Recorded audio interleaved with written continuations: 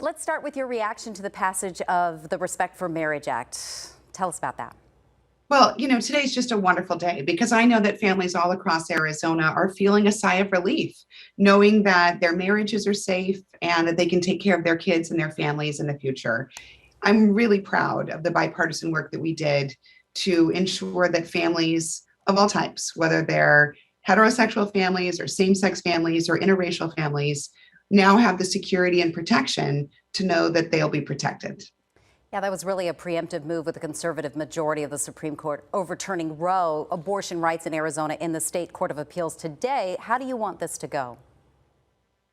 Well, the good news is that we showed that when people of good intentions and different faiths or no faith at all can come together, we can find compromise. And so, as we demonstrated with the Respect for Marriage Act, there is space in our country to both celebrate and respect the marriages of all people, as well as celebrate and protect the religious liberties of all people. So I always am encouraging my colleagues to use those same concepts of bipartisanship and seek to bridge all the divides that we face in our country. Quick question on the rail strike deal. It's now in the hands of the Senate. Do you see this passing without objection? I do think that we'll solve this in the next week or so. The House is moving forward now, and the Senate will move forward quickly. And I expect that we'll be able to provide assurance to Americans that the goods that they rely on throughout our country will continue to be moved through the rails across our country, and that we'll be protecting and supporting the employees who work for those railways. Title 42 is set to end in December. I know you and Senator Kelly just sent a letter to DHS. What needs to happen here? Well, I have long expressed my concerns around the administration's desire to end Title 42.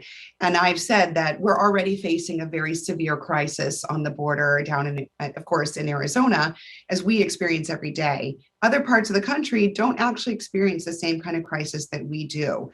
And so that while there are some who want to end Title 42 and there are others who don't, the reality is that it's the citizens of Arizona and the migrants themselves who are paying the price for this failed border policy. So just last week, in addition to sending a letter to Secretary Mayorkas expressing my concern about the end of Title 42, I also had an opportunity to question the Secretary in the Homeland Security Committee hearing, which I sit on, and expressed my concerns about the failure of the administration to be prepared for the increased flow of migrants across the Mexico-Arizona border. And I'll continue holding the administration accountable for this continuing humanitarian crisis. Okay, with the midterms behind us, what do you say to Arizona Democrats who have been pushing Congressman Ruben Gallego to primary you in 2024?